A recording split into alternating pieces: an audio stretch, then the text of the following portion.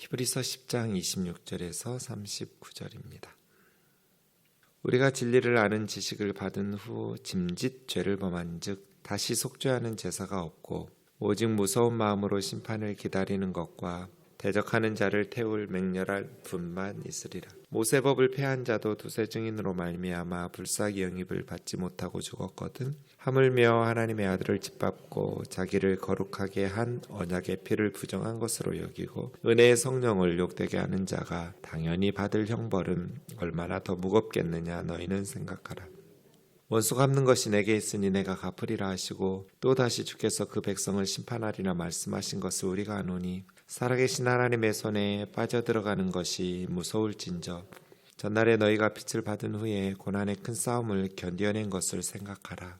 혹은 비방과 환난으로서 사람에게 구경거리가 되고 혹은 이런 형편에 있는 자들과 사귀는 자가 되었으니 너희가 갇힌 자를 동정하고 너희 소유를 빼앗기는 것도 기쁘게 당한 것은 더 낮고 영구한 소유가 있는 줄 알미라. 그러므로 너희 담대함을 버리지 말라. 이것이 큰 상을 얻게 하느니라. 너희에게 인내가 필요함은 너희가 하나님의 뜻을 행한 후에 약속하신 것을 받기 위함이라. 잠시 잠깐 후면 오시리가 오시리니 지체하지 아니하시리라. 나의 의인은 믿음으로 말미암아 살리라. 또한 뒤로 물러가면 내 마음이 그를 기뻐하지 아니하리라 하셨느니라. 우리는 뒤로 물러가 멸망할 자가 아니요 오직 영혼을 구원함에 이르는 믿음을 가진 자니라. 아멘. 4장 14절에서부터 10장 오늘 본문까지가 대제사장 예수 그리스도에 대한 이야기였고 10장 19절에서부터는 18절까지 말씀하셨던 대제사장 예수 그리스도에 대한 교리를 적용하면서 권면하고 경고하는 내용입니다. 26절은 첫 단어가 짐짓이라는 단어로 원문을 보면 시작합니다. 짐짓이라는 거 요즘 잘 사용하지 않는데 성경 읽을 때 좋은 꼭 필요한 도구가 국어사전이에요. 그래서 여러분 성경 읽으실 때 정확하게 내용들을 이렇게 알고 싶으시면 국어사전을 참고하시면서 보는 게 좋습니다. 짐짓 부사입니다. 마음으로는 그렇지 않으나 일부러 그렇게. 이게 이제 국어사전에 정의된 짐짓의 뜻이에요. 일부러 그렇게라겠죠. 하나 뜻이 더 있는데 아닌 게 아니라 정말로 생각과 실제가 같을 때 짐짓, 과연하고 비슷한 뜻으로 사용합니다. 좀 정확하지는 않죠. 그래서 이제 원어 성경을 공부하시면 더 좋은데 이 단어가 헤쿠시오스라는 말인데 성경에 2번 쓰였어요. 한 번은 여기 쓰였고요. 히브리서 10장 26절에 한 번은 베드로전서 5장 2절에 쓰였는데 거기서는 양무리를 치되 부득이함으로 하지 말고 자원함으로 하여 자원함으로 이렇게 번역됐어요. 짐짓이라고 한 번 번역됐고 자원함으로라고 한 번 번역됐어요. 같은 단어는 같은 한글 성경으로 번역하는 게 좋거든요. 왜냐하면 우리가 원어를 일일이 대부분 한국의 그리스도인들은 모르기 때문에 같은 단어로 번역해 주지 않으면 같은 뜻인 줄 몰라요. 한글로는 다르게 번역되어 있기 때문에 그렇죠. 그래서 26절에서 짐짓 죄를 범한다라는 것이 무슨 뜻인지 아는 게 굉장히 중요한데 문맥상 짐짓이라는 단어가 좀 요즘 사용하지 않는 단어여서 어려워요. 짐짓이라는 말은 자발적으로 자원해서 그런 뜻이에요. 그러니까 고의적으로 알면서 이런 뜻이 짐짓이죠. 일부러 그렇게 일부러 이런 뜻이에요. 그러니까 죄를 모르고 짓는 것이 아니라 알면서도 일부러 짓는 거예요. 고의적으로 어쩔 수 없이 모르고 짓는 것이거나 뭐 이런 게 아니라 자발적으로 자원해서. 근데 그러면 고의적으로 죄를 지으면 다시는 속죄하는 제사가 없는가? 그렇지 않죠.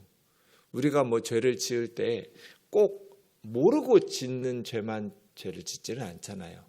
알면서도 일부러 짓는 죄도 많잖아요. 이게 죄라는 걸 알면서 고의적으로 일부러 그렇게 지을 때도 있는데 그러면 그런 죄를 짓고 나면 모르고 지은 죄만 용서받을 수 있고 그렇게 알면서 고의적으로 일부러 짓는 죄는 하나님 앞에 속죄하는 죄를 용서받는 제사가 없는가?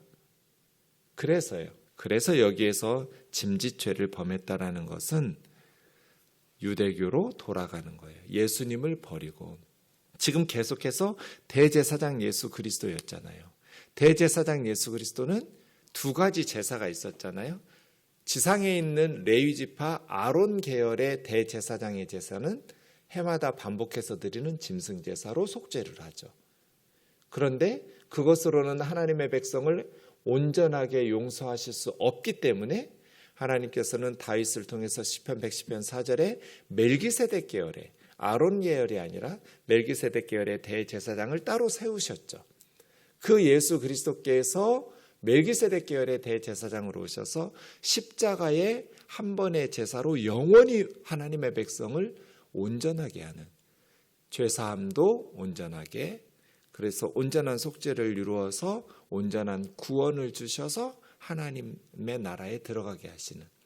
근데 여기서 지금 짐짓 죄를 범한다라는 것은 그 온전하고 영원한 제사인 십자가의 제사인 예수 그리스도를 버리고 포기하고 다시 짐승 제사 드리는 유대교의 레위 계열의 제사장들에게로 돌아가겠다는 거잖아요. 예루살렘 성전으로. 예루살렘 성전이 주 70년에 무너지는데 히브리서에 그 성전 무너진 것을 전혀 암시하는 구절이 없는 걸 보면 60년대에 쓰인 거라는 거죠. 네. 왜냐하면 복음 2세대였고 그리고 성전이 무너지기 전이었을 테니까요. 어쨌든 그렇게 다시 짐승 제사 드리는 것으로 돌아가면 어떻게 될까요? 속죄하는 제사가 짐승 제사에 가능하면 안타깝긴 하지만 좋은 속죄 제사인 예수 그리스도의 십자가를 버리고 짐승 제사로 돌아가서 안타깝기는 하지만 그래도 죄는 용서받을 수 있으니까 하면 괜찮죠. 천국에 갈 수 있으면 괜찮아요. 그런데 예수 그리스도를 버리고 다시 짐승 제사로 돌아가는 것은 속죄받을 수 없다는 거잖아요. 다시는 속죄하는 제사가 없다. 이건 뭐예요? 구원받을 수 없다. 그 짐승 제사로는 구원받을 수 없었으니까 율법으로는 구원을 받을 수 없기 때문에 하나님께서 다 변화시킨 거잖아요. 그래서 뭐 하라는 거예요? 27절에 오직 무서운 마음으로 심판을 기다리고 하나님을 대적하는 자를 태울 맹렬한 불만이 있을 것이다. 27절이 제일 두렵죠. 31절하고. 세상 살면서 별로 두려워할 게 없는데 27절, 31절 이건 두려워해야 돼요. 사람들이 이걸 무서운 줄 몰라요. 지옥 있으면 가지 내 친구들 거기 많을 거야. 정말 지옥에 들어가면서도 하나님의 심판대 앞에서도 그럴까요? 무서운 마음으로 심판을 기다리는 것과 예수 그리스도를 버린다는 건 하나님을 대적하는 거예요. 그 하나님을 대적하는 자들을 태울 맹렬한 지옥의 형벌, 불이 있을 것이다. 그래서 다시 속죄하는 제사가 없다는 거거든요. 근데 안타까운 건 뭐예요? 우리가 진리를 아는 지식을 받은 후 천국에 갈 수 있었는데 예수 그리스도의 십자가의 희생제사를 통해서 완전한 속죄와 완전한 구원을 주시려는 하나님의 구원 계획을 알았는데 그리고 믿었는데 박해가 두려워서 또 유대교의 유혹 때문에 기독교 신앙을 버리고 다시 짐승제사로 돌아가면 속죄받을 수 없는 것이죠. 이거 교회 옮기면 벌 받는다는 거 아니에요. 주일에 말씀드린 것처럼 히브리서는 우리에게 써진 편지가 아니에요. 히브리서 편지를 받는 그들에게 쓴 편지죠. 우리를 위해서도 쓰신 건 맞지만 우리에게 쓴 편지가 아니니까 지금 우리 상황에서 바로 해석하려고 하면 안 돼요. 그들의 상황에서 해석하면 이거는 짐승제사로 돌아가겠다는 거예요. 모세의 법을 폐한 자도 두세 증인으로 말미암아 불쌍히 여김을 받지 못하고 죽었거든. 모세 율법 범하면 다 죽이는 건 아니고요.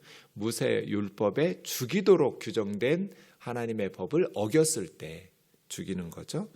근데 거짓 예언을 했거나 신성모독했거나 죽일 죄들이 있어요. 자식을 불살라 인신제물로 바쳤거나 다 사형이에요. 이러한 어떤 우상숭배에 빠지거나 했을 때 모세의 규정대로 엄격하게 대가를 치르고 아무리 족장이었든지 아론의 아들들이었든지 다 불쌍히 여김을 받지 못하고 죽었거든. 하물며 예수님을 버리는 것, 그건 이제 세 가지로 표현해요. 하나님의 아들을 짓밟고 하나님의 아들을 짓밟았다라는 것은 극도로 멸시하고 무시하고 경멸하는 거잖아요.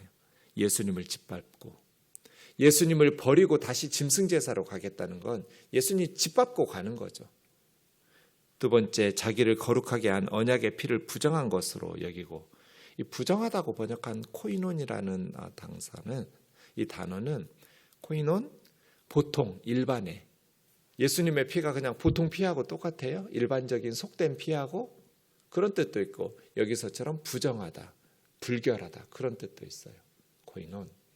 우리를 거룩하게 하시는 십자가의 새 언약의 피를 부정하게 여기고, 지금도 세상 사람들이 예수 그리스도의 피 십자가의 복음을 전하면 야만적이라고, 미신적이라고, 그거 믿는다고 죄사함 받고 천국 가느냐고 조롱하죠. 예수 그리스도의 피를 우리를 거룩하게 하기 위해서 우리 대신 하나님의 형벌을 받은 그 사랑의 은혜를 코이논으로 여기고, 속되고 부정한 것으로 여기고. 두 번째죠. 예수님을 버리고 짐승제사로 가겠다는 것, 그 십자가의 보혈을 거룩하고 정결하게 여기지 않고 우리를 거룩하게 하시는 하나님의 은혜의 사랑으로 여기지 않고 속된 것으로 여기는 거죠. 마지막 세 번째, 은혜의 성령을 욕되게 하는 거예요. 우리를 예수 그리스도의 진리로 인도하고 구원의 은총을 베푸셔서 은혜를 베푸셨던 성령님을 모욕하고 욕되게 하는 거죠. 그 성령님께 오만불손하게 대한다는 뜻이에요. 하나님의 아들을 짓밟는 것이고, 언약의 피를 부정한 것으로 여기는 것이고, 은혜의 성령님을 모독하는 것인데, 모세 율법을 지키지 않고 그 규정대로 죄를 지어도 엄격한 형벌을 받았는데, 하물며 이런 자들이 받을 형벌은 얼마나 더 심각한 무거운 형벌을 받겠는지 생각해 보라는 거예요. 원수 갚는 것이 내게 있으니 신명기 32장 35절을 인용하면서 내가 갚으리라고, 또 다시 주께서 그 백성을 심판하리라고 말씀하신 것을 아노니, 하나님께서 친히 갚으시고 그의 백성을 심판하신다는 거예요. 살아계신 하나님의 손에 빠져들어가는 것이 무서울진저, 다른 가능성도 없어요. 하나님이 영원히 살아계신 분이기 때문에 그 심판을 피할 수가 없어요. 하나님이 영원히 살아계신 분이 아니라면 혹시 벌받지 않을 가능성도 있을 수 있겠죠. 그런데 살아계신 하나님이에요. 영원히 살아계신 하나님이어서 심판을 피할 수가 없어요. 하나님의 손에 붙잡히면 어떻게 빠져나가요? 하나님의 손은 두 가지 손이 있어요. 도와주시는 손이 있고요, 심판하시는 손이 있어요. 하나님께서 우리를 도우시려면 우리가 예수 그리스도의 피를 들고 하나님 앞에 나가야 은혜의 보좌가 돼요. 그런데 예수 그리스도의 피가 없이 제사장들이 염소의 피와 송아지의 피를 들고 지성소에 들어갔는데, 피 없이 들어가면 금방울을 왜 달고 들어가겠어요? 옷에다가. 죽어요, 대제사장이라 할지라도. 예수 그리스도의 피 없이 하나님 앞에 나아가면 도우시는 손길이 아니라 심판의 손길이 돼요. 그렇게 하나님의 아들을 짓밟고 언약의 피를 부정한 것으로 여기고 은혜의 성령을 모독하는 사람이 하나님 앞에 나아가면 그건 심판의 보좌로 나아가겠다는 것이죠. 하나님의 손에 빠져들어가는 것이 무서울진저. 사탄은 에덴 동산에서부터 지옥이 없다, 하나님이 심판이 없다라는 것을 사람들에게 설득하는 일에 성공했어요. 그래서 사람들이 하나님의 심판의 두려움을 몰라요. 당해봐야 알죠. 근데 그때는 늦어요. 지옥에 가요. 아유, 목사님 되게 좋은 분인 줄 알았더니 어쩔 수 없어요. 성경이 분명히 말씀하시잖아요. 좋은 말 해주고 싶은데 설교 시간에 부담되는 말, 무서운 말 안 하고 싶은데 살아계신 하나님의 손에 빠져들어가는 것이 무서울진저. 하나님의 말씀을 들으려고 설교 듣는 거잖아요. 내가 듣고 싶은 말 듣고 싶으려면 뭐하러 설교 들어요? 애매하게 말하면 안 돼요. 그래도 착하게 살면 예수님은 믿지 않았어도 그런 거 없어요. 모든 사람이 죄를 범하였으면 하나님의 영광에 이를 수 없어요. 하나님의 심판에 이를 수 없다는 거예요. 맹렬한 불만, 태우는 맹렬한 불만, 무서운 마음으로 기다려야 돼요. 예수 외에는 다른 구원의 길이 없어요. 예수님을 믿는 것 외에는 심판의 보좌 앞에 나아가는 다른 준비란 있을 수 없단 말이에요. 착하게 선행을 베풀었든지 뭐 못된 짓 안 하고 양심껏 살았든지. 전 목사인데 착하게 살고 싶지요. 날마다 설교하는데 착하게 못 살아요. 그래서 하나님의 심판대 앞에 나아가는 것이 내가 산 걸로 심판받는다고 하면 두려워서 나갈 수가 없어요. 상상할 수도 없어요. 무서워서. 예수 그리스도의 피, 십자가의 은혜, 그 예수 그리스도의 보혈을 의지하지 않고는 하나님의 심판대 앞에 나갈 자신이 없어요. 날마다 착하게 살려고 노력하는 목사도 이래요. 하물며 살아계신 하나님의 손에 빠져들어가는 것이 무서울진저. 그 손에 잡히면 죽어요. 근데 안 잡힐 수가 없어요. 빠져나갈 수도 없어요. 그래서요, 무슨 일이 있어도 예수 그리스도를 믿는 것을 버리면 안 돼요. 어떤 박해가 와도, 심지어 육신의 생명이 순교의 제물로 바쳐지는 한이 있어도 예수 그리스도를 믿는 믿음을 버리면 안 돼요. 예수님을 포기하는 순간, 예수 그리스도의 속죄의 제사를 포기하고 세상으로 물러나는 순간 다시는 속죄하는 제사가 없어요. 오직 무서운 마음으로 심판을 기다리는 것밖에는. 전날에 너희가 빚을 받은 후에 이제 초창기에 예수님을 믿을 때 이 공동체가 많은 박해를 받았어요. 예수 그리스도의 세상의 빛 대신 예수님의 복음의 빛을 받았어요. 고난의 큰 싸움, 큰 박해를 견뎌낸 것을 생각해라. 비방과 환난으로서 사람들의 구경거리가 되고 혹은 이런 형편에 있는 자들과 사귀는 자 되었으니 엄청난 박해를 받으면서도 박해를 받은 비방과 환난을 받고 조롱과 모욕을 당하고 있는 성도들을 돌아보면서 박해는 혼자 하는 게 아니죠. 불이익과 고통을 기꺼이 감수하면서 돌아보는 것이죠. 저는 그것이 옳다고 생각 안 하는데 어리석은 일이라고 생각해요. 근데 그 한 가지를 생각할 때 정말 그것이 도전이 돼요. 오래전에 임수경이라는 여대생이 북한에 들어갔어요.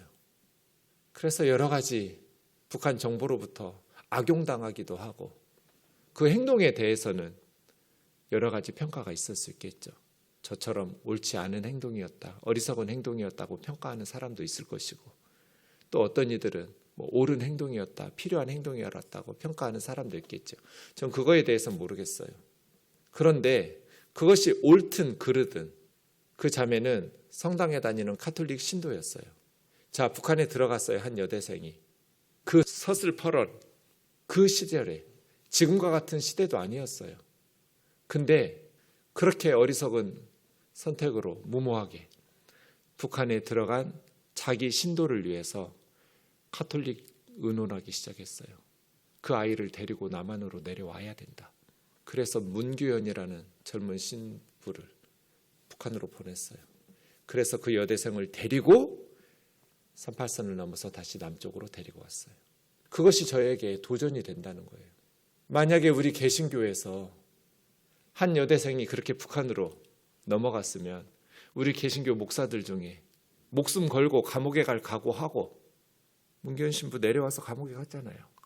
우리 성도를 어리석은 행동을 한 그 젊은이를 데리고 내려올 수 있는가? 그게 교회죠. 그게 목사예요. 의로운 일을 한 성도들만 도와주는 건 아니잖아요. 히브리서를 받은 형제 자매들 박해 가운데 있었어요. 자기들도 엄청난 박해를 견디고 있었지만 초대교회사를 읽어보면 그들이 함께 그 로마 제국에서 보면 어리석고 무모한 일이죠. 믿음의 눈으로 보면 지혜롭고 슬기로운 선택이지만 유대교의 입장에서 보면 어리석고 무모한 일이에요. 그래서 멸시와 조롱을 받았어요. 그럼에도 불구하고 초대교회 성도들이 서로를 돌아본 글들을 읽을 때마다 눈물이 나요. 얼마나 자기들을 희생하면서 도왔는지 몰라요. 서로가 서로를. 그 엄청난 박해를 받아가면서 세상의 멸시를 받아가면서 무모하다 싶을 만큼 자신의 생명을 던져가면서 다른 자매 형제들을 돌아보고 챙기고 살려내고 그것이 성령의 공동체이죠. 박해받는 성도들을 돌보았어요. 너희가 갇힌 자를 동정하고 소유를 빼앗기는 것도 기쁘게 당한 것은 더 낫고 영구한 소유가 있는 줄 알미라. 우리에게는 더 낫고 영구한, 이 세상의 소유들은 뭐 전쟁으로 없어지기도 하고 IMF로 없어지기도 하고 코로나로 없어지기도 하고 뭐 갑자기 병들어서 사라지기도 하고 회사가 망해서 부도나기도 하고 이 세상의 소유는 없어지기도 하고 생기기도 해요. 그러나 하늘에 있는 더 낫고 좋은 소유는 영구한 소유예요. 영구하다는 게 뭐예요? 영원히 없어지지 않는. 그래서 기쁨으로 초대교회 성도들의 시각이 바뀐 거예요. 이 세상에서 천국으로 바라보는 시각이 달라진 거죠. 기쁘게 당연했어요. 너희 담대함을 버리지 마라. 이 담대함이라고 번역해도 좋고 확신이라고 번역해도 좋고 권리와 특권이라고 번역해도 좋아요. 19절에서는 담력이라고 번역했는데 특권이죠. 너희의 특권, 하나님의 나라의 소유자가 된, 하나님 나라 백성된 그 권리를 버리지 마라. 가치 없게 여기니까 쓰레기를 버리죠. 쓸모없다고 생각하니 버리는 거예요. 네. 아포발로라는 거는 그냥 버리는 거예요. 무가치하게 여겨서. 그렇게 여기지 마라. 큰 상을 얻게 하느니라. 의의 면류관, 생명의 면류관을 주신다고 약속하셨잖아요. 인내가 필요함은 하나님의 뜻을 행한 후에 약속하신 것을 받기 위함이라고. 제가 늘 말하죠. 신앙생활은 마지막이 중요하다고. 이게 육상선수 같아서 아무리 처음에 중간에 잘 달려도 포기해버리면 상을 받을 수 없어요. 결승점까지 끝까지 믿음의 경주는 달려야 돼요. 약속하신 것을 받을 때까지. 잠시 잠깐 후면 오시리가 오시리니 지체하지 아니하시리라. 개인적으로 우주적으로 주님의 재림 종말은 반드시 오죠. 오늘 또 하루 더 가까워졌어요. 우리는 천국을 향해서 나아가고 있지요. 언제인지 알 수 없지만 나의 의인은 믿음으로 말미암아 살리라고 하박국 2장 4절에서 말씀하신 것처럼 뒤로 물러가면 믿음을 포기하고 뒤로 물러가서 세상의 방식으로 세상 방식으로 살아버리면 멸망할 수밖에 없겠지만 우리는 영혼 구원함에 이르는 믿음을 가진 자니라. 선택이 있죠. 뒤로 물러가서 박해를 피하고 세상에서 편안하게 살 것인가, 아니면 끝까지 믿음을 지키면서 영혼을 구원함에 이를 것인가. 선택. 그 결과에 따라서 은혜의 보좌가 될 것인가 심판의 보좌가 될 것인가 결정되겠죠. 신앙생활에 꼭 필요한 것이 인내죠. 인내. 끝까지 달려야 되니까. 믿음의 경주를 결승점까지 끝까지 뒤로 물러나서 세상의 방식으로 살지 말고 예수님을 붙잡고 끝까지 살아 온전한 구원함에 이르는 우리 우면동 교우들 되기를 주의 이름으로 축원합니다. 기도하겠습니다. 사랑하는 예수님, 현대인들은 사탄의 거짓 메시지에 속고 예나 지금이나 너무나도 낙관적인 미래를 전망하고 있습니다. 막연한 희망을 가지고 이 땅을 살아갑니다. 예수님 없이도 어떻게 되겠지. 많은 사람들이 예수 믿지 않고 살아가는데 천국이 있는지 지옥이 있는지 그것도 확신할 수 없거니와 있다고 해도 양심껏 착하게 살면 남들보다 흉악 범죄를 저지르지 않고 선하게 살았으면 천국에 갈 수 있겠지, 좋은 곳으로 갈 수 있겠지라는 막연한 기대와 착각 속에 사탄의 거짓 메시지에 다 속았습니다.